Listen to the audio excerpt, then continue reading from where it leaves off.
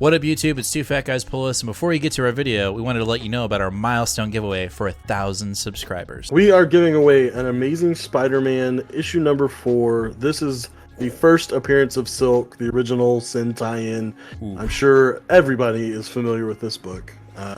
This is a CBCS 9.8. Oh, yeah. Yeah, so... Big boy. This book is much hotter than it was when we first bought it for the show. Yep, that's true. You insist on still giving it away, and I'm very happy to do it. You can tell that he is not. But anyway, we are giving this away when we hit 1,000 subscribers. Kick-ass, key issue, first appearance of Silk, is someone's going to win this book. So go ahead, hit that subscribe button, and let's get to the video, shall we? All right, Nate. I think I know how you're going to react to this one, but we'll see. All right. If money is the root of all evil, right, then why do churches ask for it? Is that what we're going to do? We're going to have a Is church this too talk deep? today? Is this too deep? I think we went too deep. It might be. A little too deep. Let's talk about comics and stuff. Okay, that sounds good. Let's start the show. What up, YouTube? It's Two Fat Guys Pull Us, and we got another new, great, and amazing new comic book day video for you for the week of August 30th. That's right, we have the 5th week of comics, and it's kind of a small one, I guess. I don't know. There's just a lot. Like, there's things that are going on that are big, maybe not. I don't know. It's a weird week. It's one of these flux weeks where like there's just like not a lot happening, but then there kind of is. So let's just jump right into it. First up, we have Incredible Hulk issue number 3 from Phillip Kennedy Johnson and Nick Klein. This run has been super fun. We're only 3 issues in, but man, we are firing on all cylinders. And outside of maybe another book on our pull right now, this is probably my potential pick of the week. It's just been fucking good. Yeah, it's been great. It's been everything I expected from Phillip Kennedy book and more. I wasn't expecting as much horror. You know, I know that was a success with Immortal Hulk, but I just for some reason thought Marvel would want to push a different way. But no, we're doing it full force, and I love it. This is one book where like the expectation from the previous run is being completely outshadowed by this new run. It's just taking it into a complete and utter extreme direction. It's amazing. Yep. All right, after that, we have Marvel Ages 1000. This is kind of like a telling of old stories, bringing back writers, but then there's going to be also some new surprises. It's a pretty hefty price tag at $10. It's a game time decision for me, but it kind of looks like fun. I've never really experienced one of these 1000 issues from Marvel, where it's like Marvel 1000. Now it's Marvel Age 1000. So I kind of want to check it out. There's some, Rainbow Rose got a story in it. Dan Slott's got a story in it. There's a bunch of other writers in it.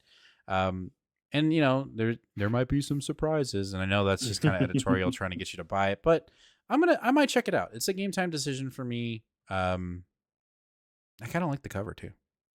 Yeah, I was about to say that it's a game time for me too, but having Silver Surfer and Captain Marvel on the cover certainly makes me a little more intrigued.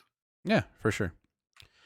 All right, after that, we have Miss Marvel, the New Mutant, this little mini tie-in here to the Fall of X, and we actually have Kamala as a mutant, as an X-Men.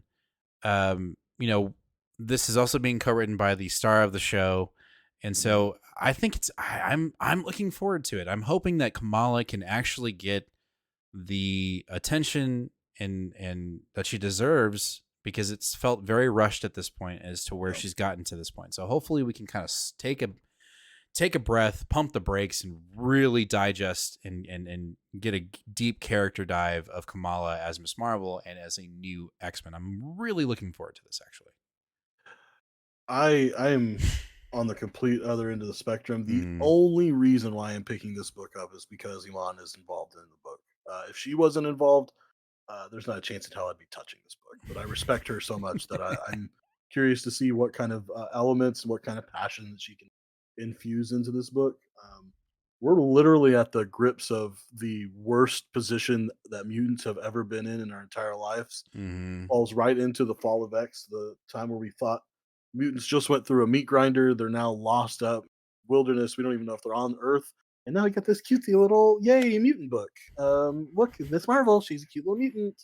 And it's just it's just an absolute blunder to me for Fall of X. But all of that being said, I'm still going to read it because Iman is involved in the project. So I hopefully I'm wrong about everything.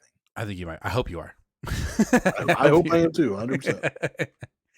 All right. After that, we have Ultimate Invasion issue number 3 from Jonathan Hickman. We were not really that upbeat about issue 2. We kind of felt like it was a little boring. Mhm.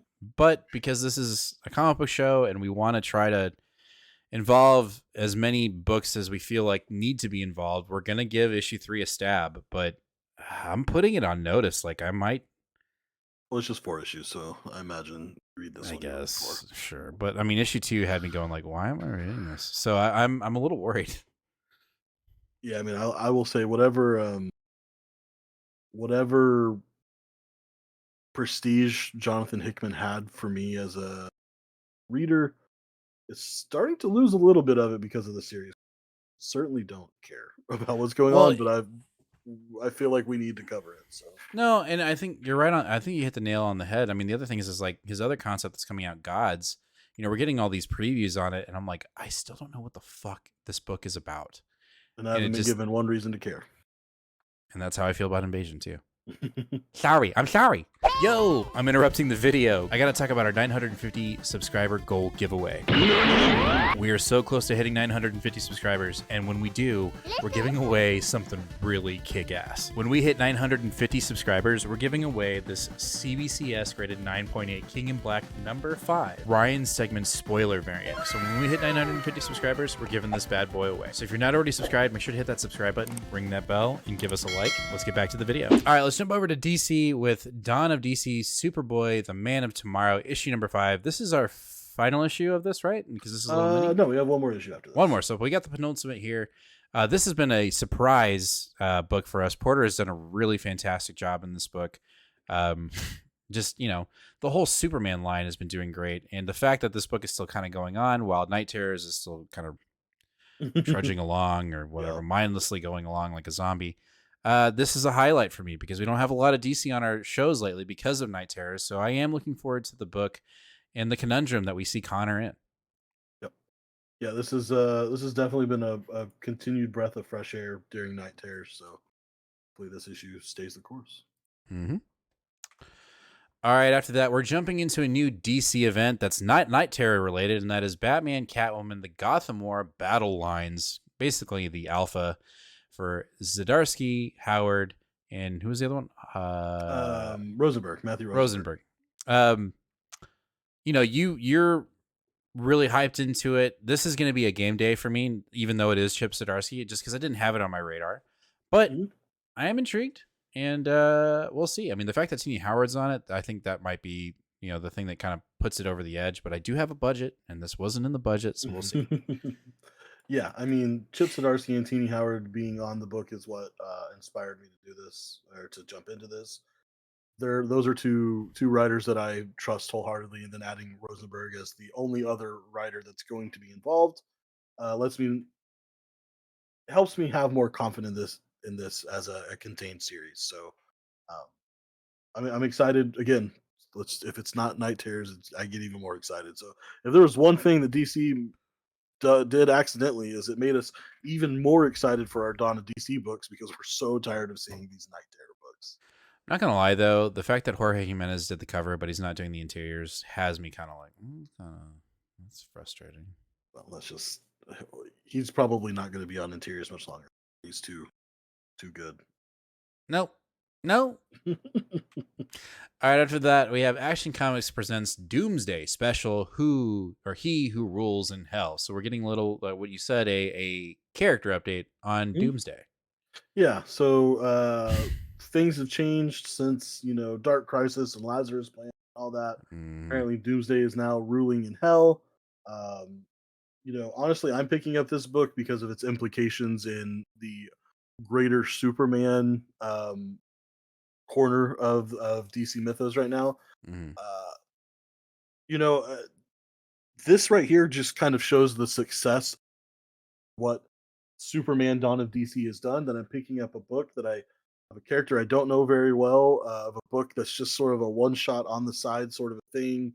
Hmm. that I'm still so involved and so invested in Superman that I don't want to miss any details. And they're telling us this is supposed to be a precursor to a big Superman event that we're next year. So I'm picking it up because of that, which is surprising even me. But Yeah. I'm interested enough, and then Ken Waters is writing the book as well, and I've enjoyed some of his work in the past. So here we are.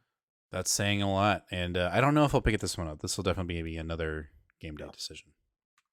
All right, we're jumping over to our independence with a book that was recommended by one of our viewers, John, because we were not in the know. And what does that say about us? Anyway, we've got The Devil's Cut. Go ahead. Let us know why we should be getting this book. Well, there's a lot of reasons. This is apparently introductory book to a new publisher called Distillery. Um, they are claiming that they are going to be redefining creator-owned comics. I'm sure we've heard that a few times before. However, one of the very interesting things about this book, of course, is it's comics and we've got to make everything collectible. However, whatever this means in their eyes, they're advertising this as a kickoff issue that will never be reprinted in this format again. Maybe in a larger collection it will be or something like that. But really the biggest draw here is the absolute just smorgasbord of creatives that we have on this. I can't possibly name them all, but some of the biggest ones: Scott Snyder, Brian, James Tinian the Fourth, Ron V, Stephanie Phillips, Becky Cloonan, Hmm. Mirko Andolfo. Francisco Francavilla, Jock, Christian Ward, Joel Jones. I just don't. That's half. That's half the people involved. So uh, I don't know. I don't know how we possibly missed this one. Thanks, John, for pointing it out to us. That's why we do it. We have a It's community yeah. that'll just help us out. I would say that if you're any sort of comics fan, collector fan, or fan of any of those creatives that I've named, jump on this one and hopefully the your shop picks up some. For sure. We need to talk to Ron ASAP. Mhm. All right, our last book tonight from Image Comics is World Tree from James Tinian the Fifth, issue number 5.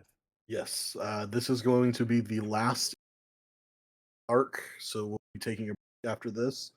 Um, this book has been every bit of as wacky as it to be.